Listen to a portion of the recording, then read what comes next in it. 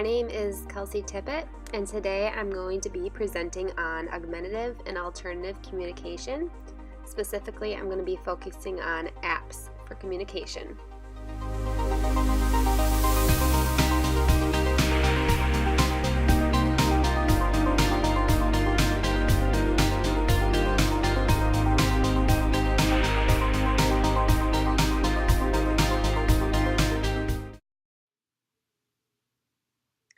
So before we get started, I want to give you a little bit of an outline on what to expect for my presentation.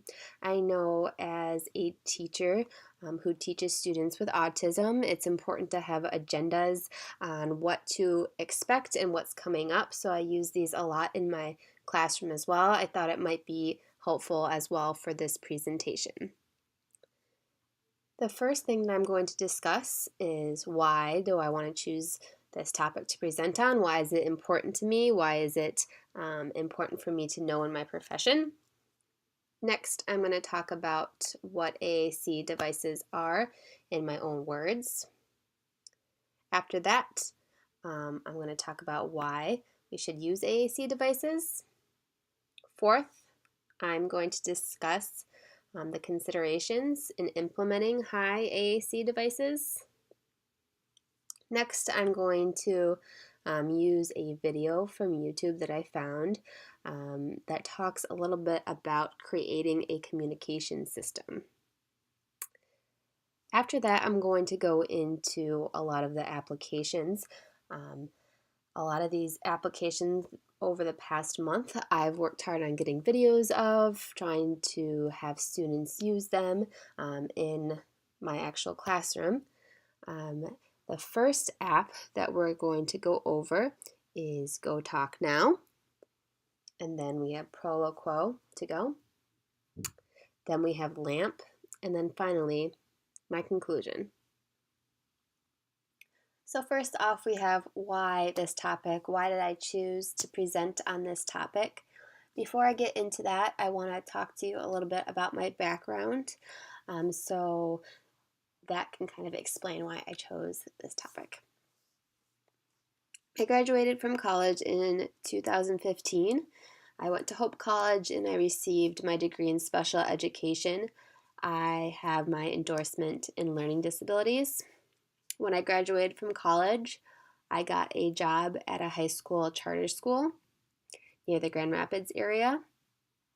I had several kids on my caseload who had learning disabilities, and I really enjoyed my 2 years there.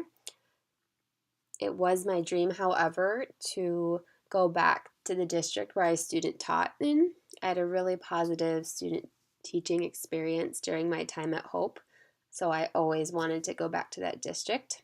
Fortunately, 2 years later, I received a job in that district. So I'm currently working as an ASD teacher in a middle school setting. I have grades 6th, 7th, and 8th on my caseload. My first year at this job, I had 7 students on my caseload. A little bit about my caseload, I had 1 student who was using an AAC device. That student was nonverbal, and the rest of my students on the caseload were more high functioning, and so they were out in the general education classes for most of the day, and I serviced them for about an hour a day. This year I have 4 students on my caseload, and I currently don't have any students using AAC devices. However, next year I will have back to 7 kids on my caseload, and I will have 2 kids using AAC devices. So we've already started working on those transitions, and it's become my job to become familiar with some of the apps that these kids are using with their AAC devices. So that's one of the reasons why presenting on this was so important to me. The apps that I'm going to discuss later on in my presentation are actually the apps that my students will be using next year. So this will be very helpful for me to learn more about these apps so I can use them with my students next year. So a little bit more about my classroom, here are some pictures of my classroom. And my classroom changes every year. So last year, my classroom looked a little bit different than this. I had a crash pit. I had a little bit more sensory items. It adjusts every year depending on the needs, but this is what it currently looks like. There's an area for students to relax, to hang out. A lot of students will do reading over here or work on assignments. It's a picture of my desk.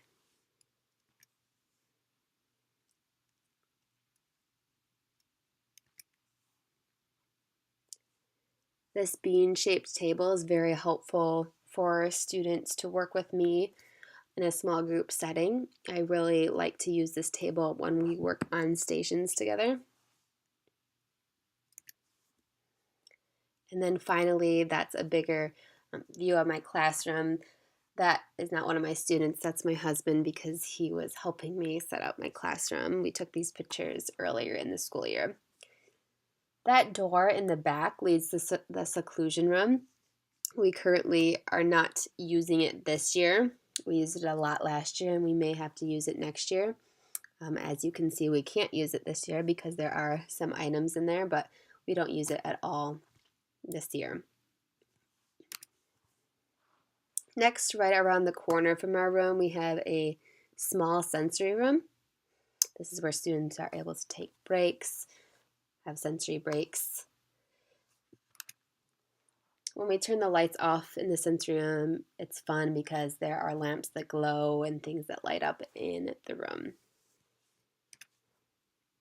So back to why this topic is important for me. I am working with students with ASD all day long. I have some students who are with me all day, and even though this year I don't have students who use AAC devices, it's very important for me to be knowledgeable about my students who are coming to me next year. Fortunately, we have programs in our district at the elementary school, and then I'm at the middle school, and then the high school. So I already know a lot of the students who are coming up to me, and the students that are coming up to me are using 2 different applications for their AAC device, which I'll get into a little more later. But like I said, very important for me to know how to use these, know how to edit them, how to add different pictures, how I can use them during instruction. What is AAC? AAC stands for Augmentative and Alternative Communication. And I wrote this definition in my own words. I said it's a tool used for an individual with complex communication needs. In addition to aiding the individual with communicating through speaking, I also think that this is a tool that allows individuals to also communicate using a variety of aided options to converse with the world. I talked a little bit about one of my students from last year, and when he had come to this school, it was his first time using an AAC. So that was very exciting for him to be able to request things for the first time, for him to be able to converse with the world for the first time in his life. His whole life, he had lived with having difficulty communicating anything. But now he's able to communicate. So it's a really exciting tool that I was able to use a lot and really see the development of this student using it for his first time. Why AAC devices? Why do we need them for our students? Why do some students specifically need to learn and interact with the world through AAC devices? We know that some of our students do not possess the motor skills required for accurate speech. So therefore, this makes communicating using sounds a lot more difficult for them. To aid in this, the use of gestures or symbols requires less precise motor skills. Second, learning to associate a symbol with something is oftentimes less demanding on the individual than speech. Speech oftentimes relies on recall memory, which means searching one's brain to match a word to an object. We know for our kiddos with ASD, this brain searching can be something that's really difficult. Third, many individuals with ASD show auditory processing deficits, but do not have the same visual deficits, which makes learning through the use of symbols easier. This can even be true for our individuals without ASD. So in a lot of the trainings that I go to for our ASD students, they talk, of course, a lot about visuals and how helpful that is for our ASD students, but it's also such a great tool to use for all of our students in the school.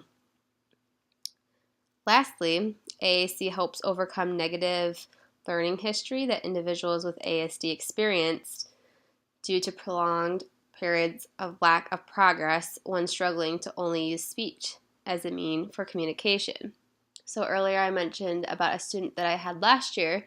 He was just coming to middle school and he was using his AAC device for his first time. So I do think that showed a little bit of the history of his learning. If he would have started his AAC device when he was in elementary school or at a younger age, I think that would have helped his educational process a lot more. Considerations implementing high AAC. We know that our students with ASD and CCN, they require more time to acquire a new skill. So it's very necessary that we make special considerations when teaching them an AAC device. One consideration to make is about the family's culture and home language. AAC devices should be used both at home and at school. So perhaps if the student speaks a different language at home, that may be something to consider when choosing the system or app that the child uses. Next, the system should match the current abilities, but also have the potential to meet their future needs. So we don't want to stick with a system that we think will only help the child at their current ability. We want to choose a system that's going to grow with the child and their development. So for example, I know Go Talk Now, which I'll talk a little bit more later, it only has the ability to say words and phrases. Students can't create sentences on their own. So that might be something to think about. If a child has the ability to create sentences in the future, is that the appropriate app for them? We also want to consider how the student understands the social aspects of communication. If a student has a very low or very high understanding of social aspects, this may affect which AAC system to use. Additionally, as children get older and their communication expands, it's really important to consider SGDs and other systems to continue to create an appropriate challenge for our students. We also want to think about how the AAC system is visually organized. So for example, how are you going to group the items that the child uses at school? How are you going to group the items that they use for math? How are you going to group the food? It's very important to think about how you want to visually organize all the different pictures within the system.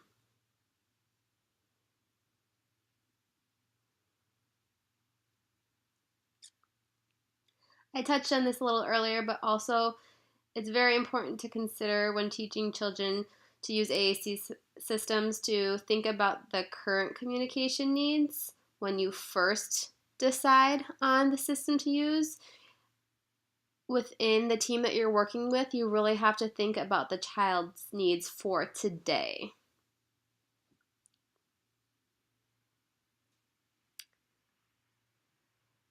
With that a little bit, you should definitely think about the considerations of using tablets, smartphones, what kind of actual physical device you're going to use for the child. For example, putting the application on a phone probably wouldn't be appropriate. What other options can the school provide? Can they provide an iPad? What size can they provide? Is it more helpful to have that iPad bigger or smaller?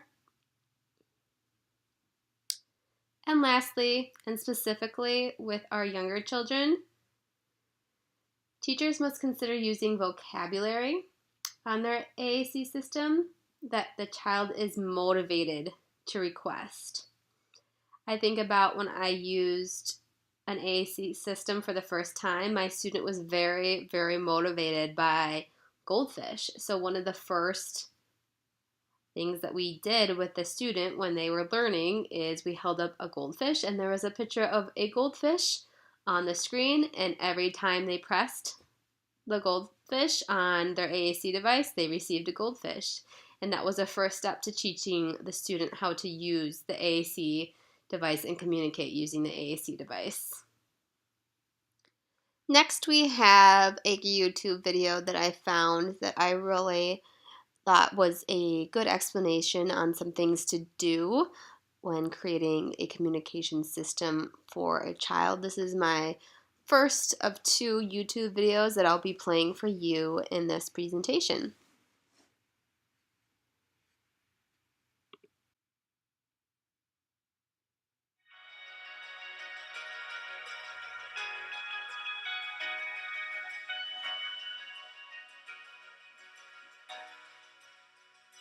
My name is Cheyenne Rodriguez, and I'm Assistive Technology Specialist from REACH. So during this time, we're going to connect and show how we would grow our system using augmentative and alternative communication, and how we would set goals using our baselines to develop more skill using our system. So using assessment results previously mentioned, we will look to have the system created, and we will take the analyzed results to include the sizing display, the icons, the symbol system for the person. Think about creating communicative opportunities, and then include vocabulary. When creating communicative opportunities, we would like to include core language, because core language is versatile. You can use it in many instances, and ultimately you can't create a full phrase without it. By including core and fringe vocabulary together, we get more information. Before we thought of core and fringe vocabulary systems combined, we had systems that were very topic driven. So we're only talking about holidays, we're only talking about outdoor play, we're only discussing the items in the kitchen. But when we include core vocabulary, you're able to communicate with more versatile language and create a full phrase out of that. So instead of talking about just the pot on the stove, we can say how we would like to put food in the pot. And within that phrase, there's multiple core words that can provide that full phrase to be understood by another person. So keeping core vocabulary in a static or consistent place on the display will allow the person to add more icons eventually for growth. We want to create a system by including the following details: client, the environment and activity, means of access, the symbol system, so that could be a line drawing, a real photo, or a word, the display size and the formatting of the display. Once you have all those pieces, it's important to think about the vocabulary that you'd also like to include. Once you have your system established, it's important to now identify your baseline skill and where you need to grow. We may have people complete questionnaires to determine what vocabulary that we would like to include in that system for the user. We may ask of the person's dislikes, their likes, their family, the places they like to go, the things they like to do. Once we've identified our baseline skill, we will craft our goals.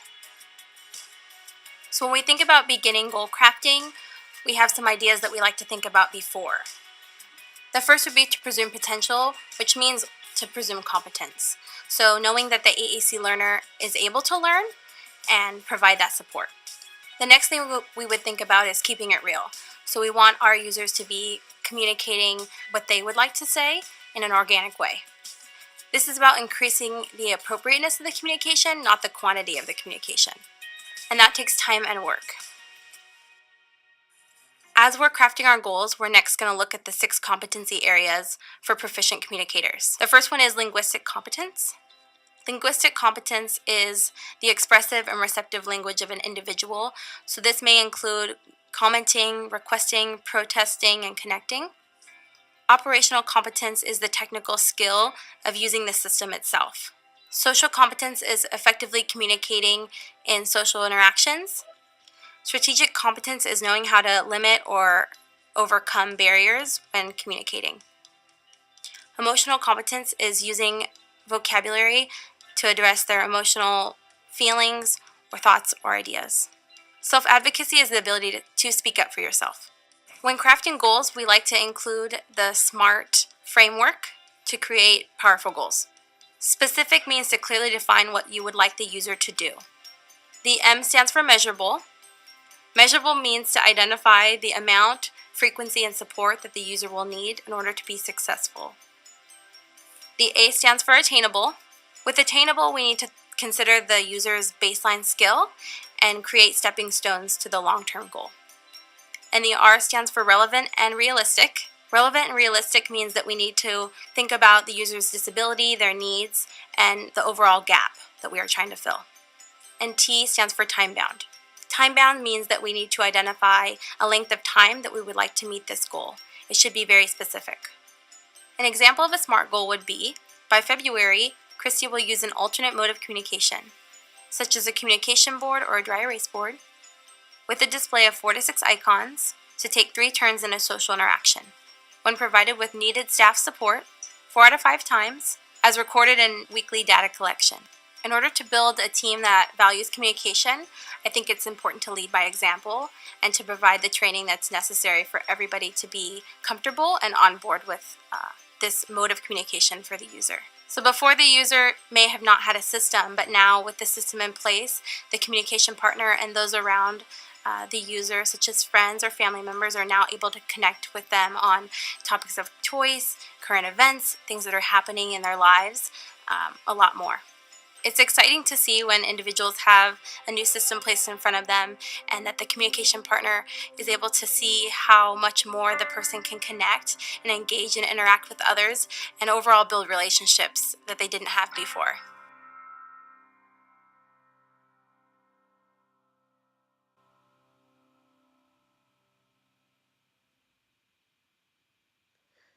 So a few things that stood out to me in that video. I really appreciate how they emphasize the importance of going back to the baseline and the data to figure out where we should start and where we want to get with the student. I also appreciated how she mentioned that it's important to find icons, find pictures that are of interest to the student. I think that's so important that we, as a starting point, we're using items that are interesting to the student, that the student wants to press, wants to engage with, to use their AAC device. Finally, I also appreciated how she talked about goals, because we haven't talked a ton about that yet, but once we get AAC devices, we have goals. So there is, the first part of getting the AAC device, but then usually those goals that are written, and sometimes they're written by the special education teacher, myself, or the speech pathologist, but we have to collect data on those goals, and we have to figure out what goal is appropriate for the student for the year.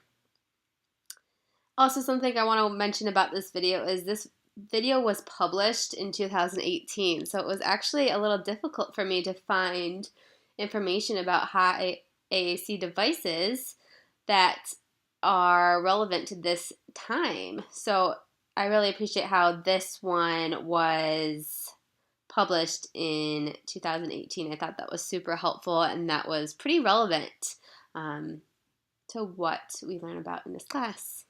All right, so now we're going to get into my favorite part, which is the applications. Like I mentioned earlier, this is something that's very interesting to me. I love technology, and then it's also important for me to know for my students for next year. I have a lot of students coming to me that are going to be using these applications to communicate. We're going to start off with talking about GoTalk now. You can see some of the pictures that I've included. The first picture on the left side of the circle is the home screen when you click on the GoTalk application, that's what you see. On the top is an example of what a GoTalk screen might look like. So they have the category of school, and then they have a bunch of different items for school. So it says school bus, my schedule. And then also on the right side of that circle, we have an example of somebody adding a new picture to the screen. Some information about GoTalk includes that it is for lower functioning students. It's very helpful that you can import images from the internet or a camera. So for example, if a student has a very unique toy that you can't find the picture of on the internet, you can just take a picture of that item and you can upload it right to the system. That top picture of our circle shows 16 different icons, but you can also have 25 different icons. You can have 2. You can even have 1 icon just on the screen as well. It's also helpful that the app also includes a variety of different items such as numbers, letters that you can upload to the system, and it will just automatically make a new page for that.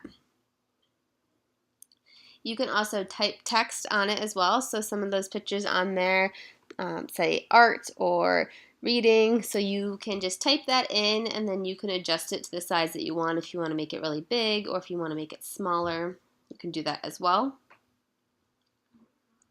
You can also record your voice, so this is something that's interesting. If you want it to be your voice when you say school bus or when you say art, you can record it, or you can also have somebody speak that for you.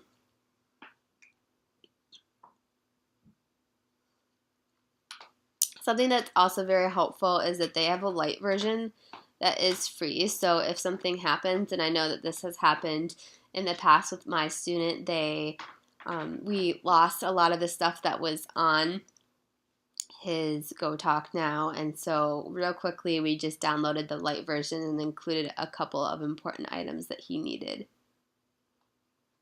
Like I mentioned a little earlier, one con is that it's not super easy to back up from my experience with it.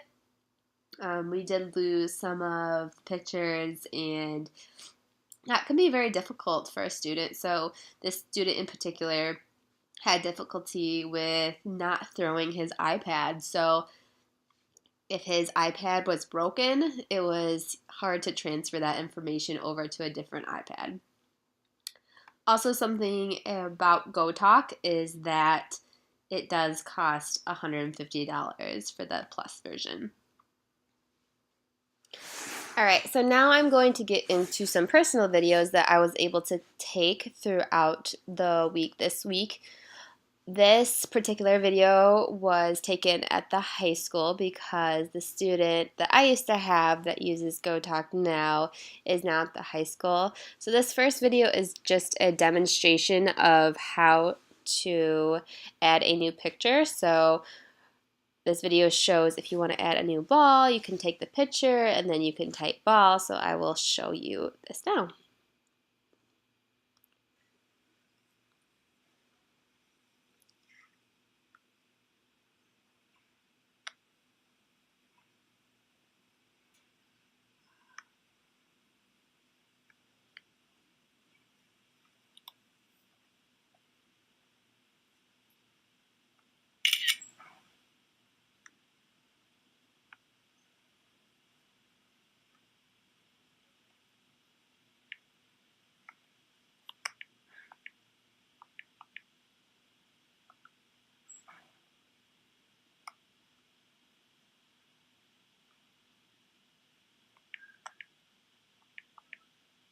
Ball.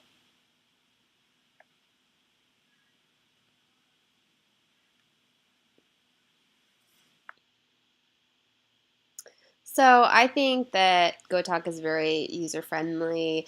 It did not take long to add a new item. Something about that GoTalk Now app for that specific student too, you could see that he had different choices as one of his pages as well, and I think he had either between 16 and 25 options on there as well. So that's another great example. Next, I have some examples of actual students using Go Talk Now. So I'll play this first video and then the second one as well.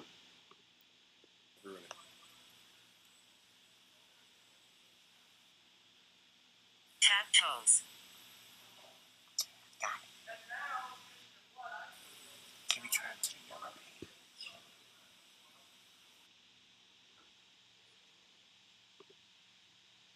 Yellow.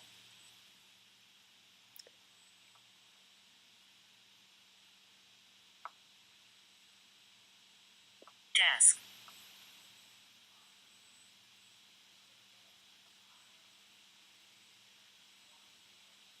Gears.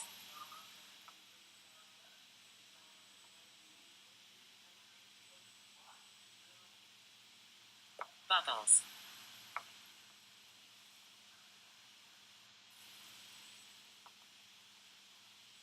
High.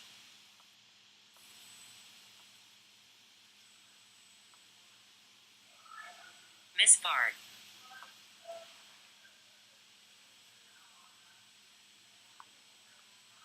Morgan.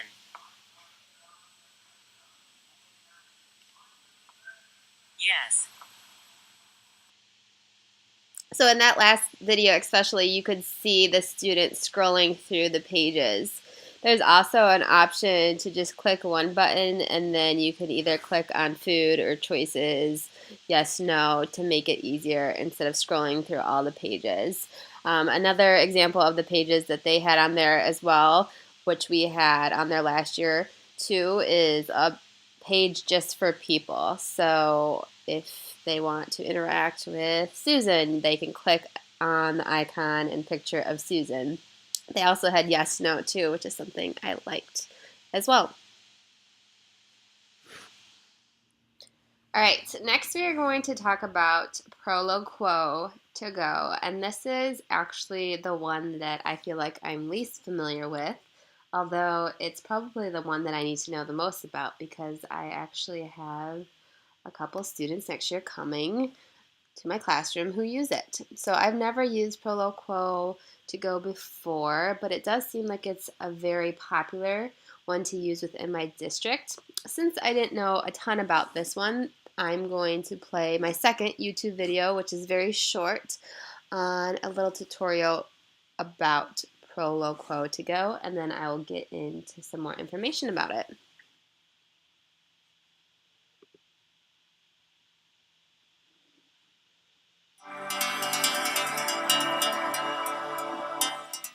Hello, and welcome to the Proloquo to Go tutorial. Proloquo to Go is an app that can be bought in the App Store for around $250. It's made by Assistaware. Proloquo to Go is a symbol-based communication system and is made to advance the level of communication of the user. With the most recent update, Proloquo to Go now has 3 levels of vocabulary.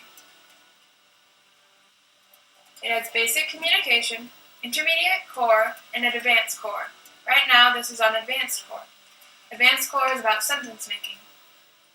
This is called crescendo. These are here to help the user grow their communication skills and vocabulary. There can be multiple users per device.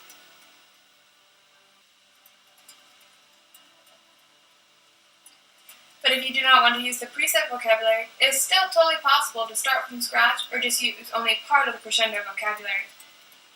There are all sorts of different features. You can change all the background colors, font sizes, and whether or not to have symbols and words, or just symbols.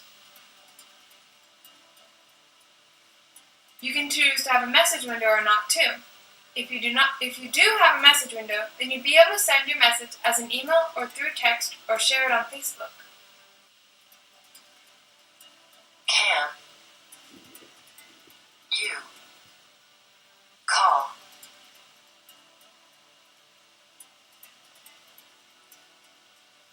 You can teach it certain ways to pronounce words, and the more you type, the better it gets at predicting what you say. There's a keyboard area, which can be the alphabet or QWERTY, whichever you choose, and you can just type what you want to say. But that does not always have to be visible. The bottom bar can be customized to do anything It can make it so you can only take it back home. It can offer editing,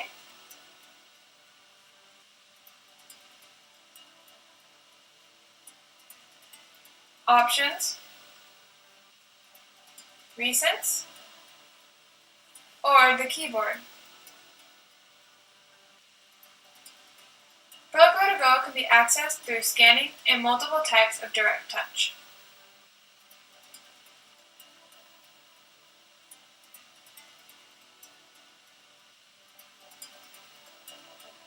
Thank you for watching, and I hope you found this helpful.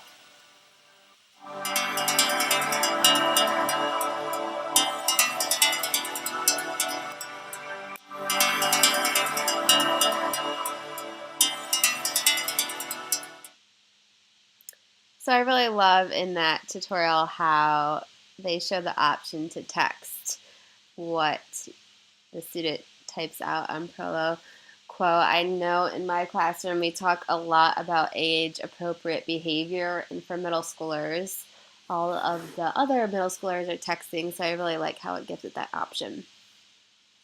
So this is actually one of the two apps that I'm going to share a little bit of research on. So based on the articles that I researched, I found some good information about Prolo Quo that I'm going to share.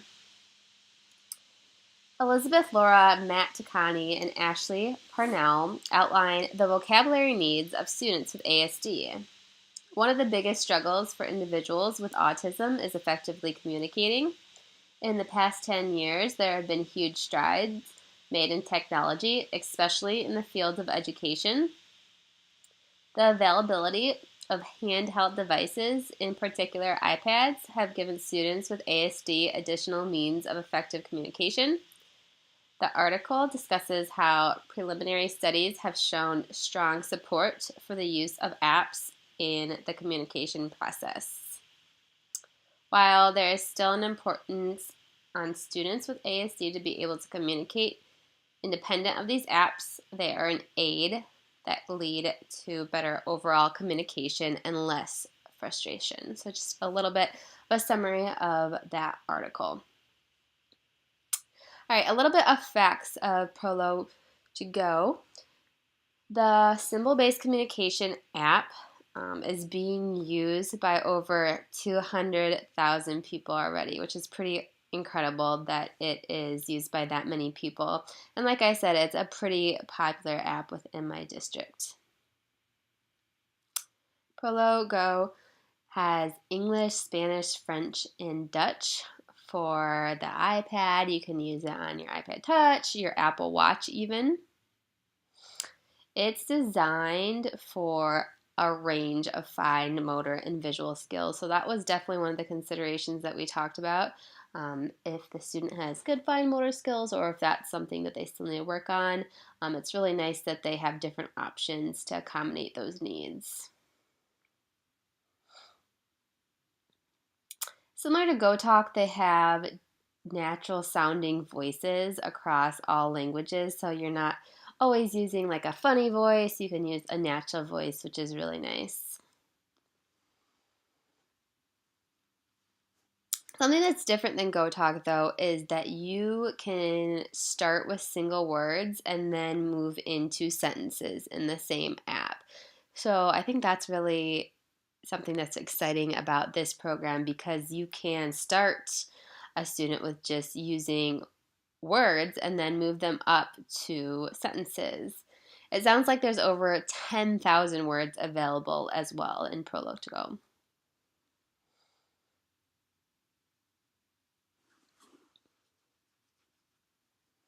Something I also really like is that the buttons, the pages, all the navigation and access, the whole app is customizable, so that's very helpful. With just a few different taps, you can make it how the student needs it. So you can change the vocabulary, make sure it meets their needs.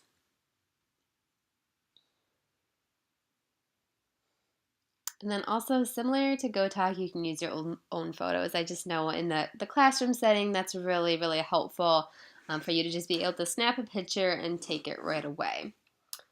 The video also mentioned this, but it sounds like this app specifically is about $250.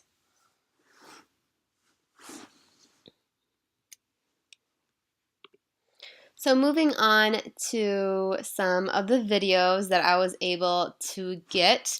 So now I actually had to move down to the elementary school to get some of these videos, and it's interesting because I think of Proloco as a higher system for individuals with lower needs and higher abilities, but it's kind of the opposite. So one of our students at the high school has some higher needs, lower ability, and then our elementary students are the opposite. So here are some examples, and the videography isn't perfect just because we're in a classroom and it can be hard to get the perfect clip. But here's a good example. Cucumber, cucumber.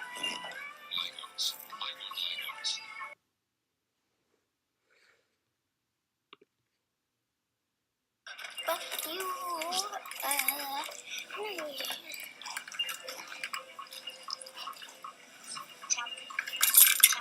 You need to say, I want more tablet.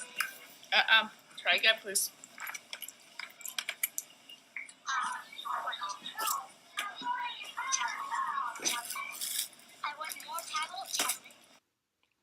So in that second video, that's a great example of the student creating the sentence. So at first the teacher, elementary school ASD teacher, was asking what they wanted, and the student clicked tablet, and she said, no, you need to make a sentence. And so the student made, I want tablet. So that was just a great example of how Proloco can create sentences as well. All right, so the third and final app that I'm going to be talking to you about today is LAMP. But before I do that, I want to go into my second article that I did research on. This article talks a little bit about how apps do in fact enhance communication. So once again, I have a summary of the article for you.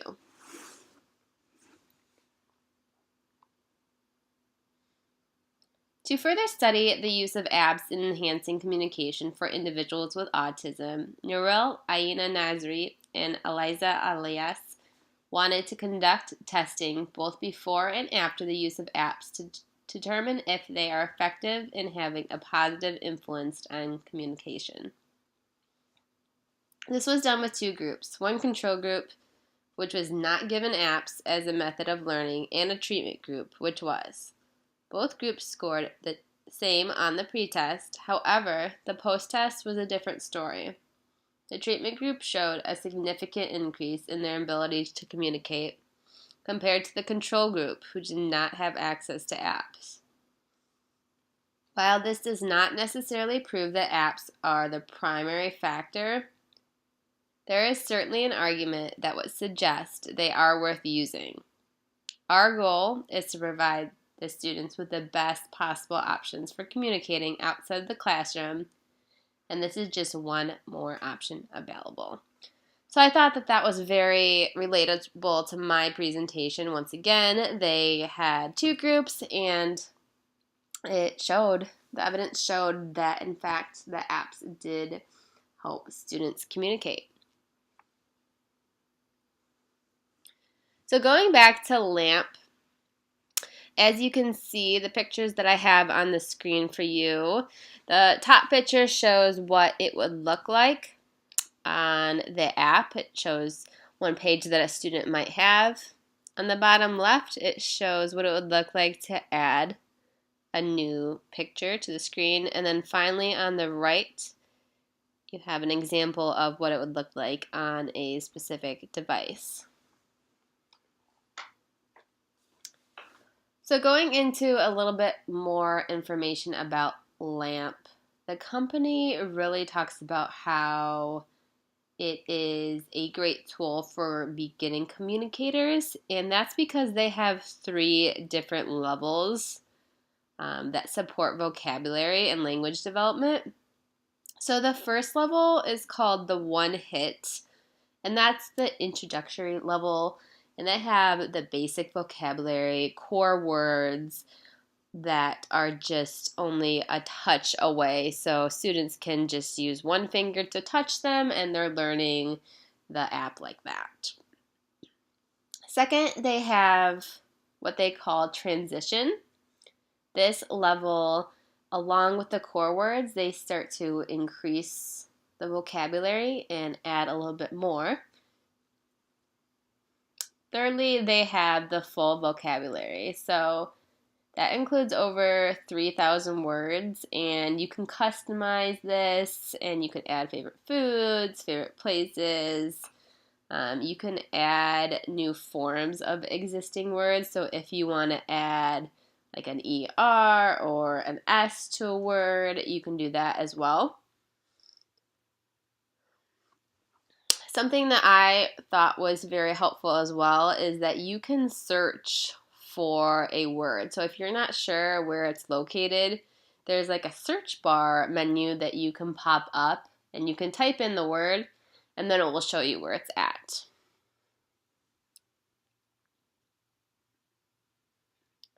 I also thought it was helpful that they have some trainings on a website that you can go to, and you go to this website and it explains what you should be doing as a teacher or as a speech pathologist teaching the student how to use this app. Something that's interesting in my situation too is that two speech pathologists in my district as well as myself are actually going to be going to a training at our ISD for this program. So that's very exciting that we get to be a part of that. This does sound like it's a newer app, so that may be why there are some trainings for this. This is also available in Spanish and English as well, and it is $299 to purchase.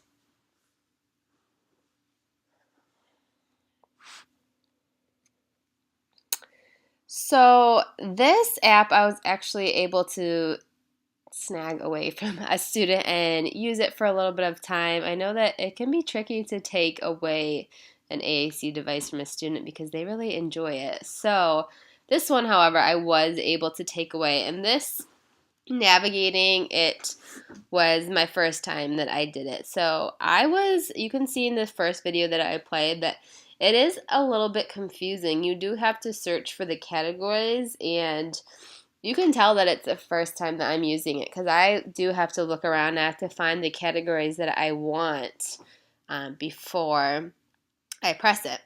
So here's the first example of me testing it out.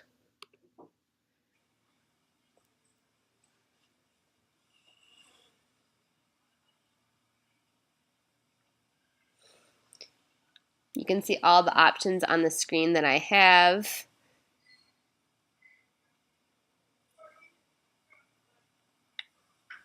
So I clicked I, and this is what pops up.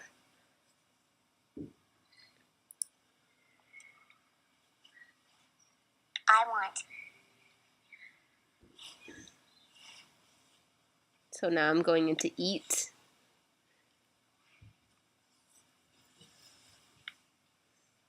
So Mexican food. And then specifically I'm going to choose guacamole here. Guacamole.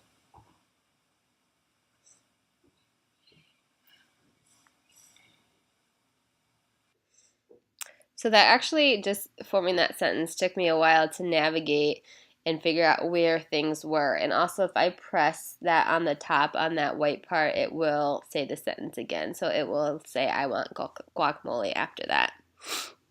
This next one is just an example of me finding the icon to say happy birthday.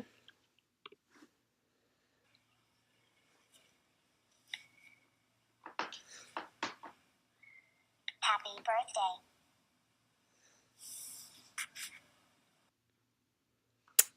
And then finally, this last video is what I would use if I was working with a student during a math class. So it has all the different options for numbers and multiplication, division. So here is an example of me testing this out.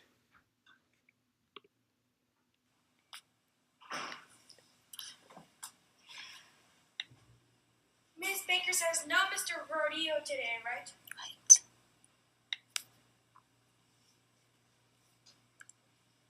One, two, three, 4, 5, 6, 7, 8, 9.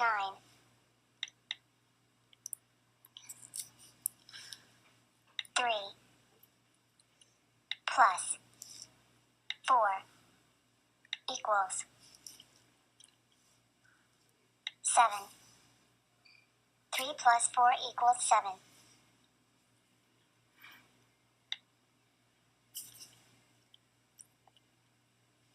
5.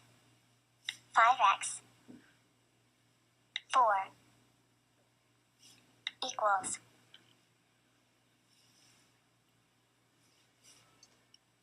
20. 5x4 equals 20.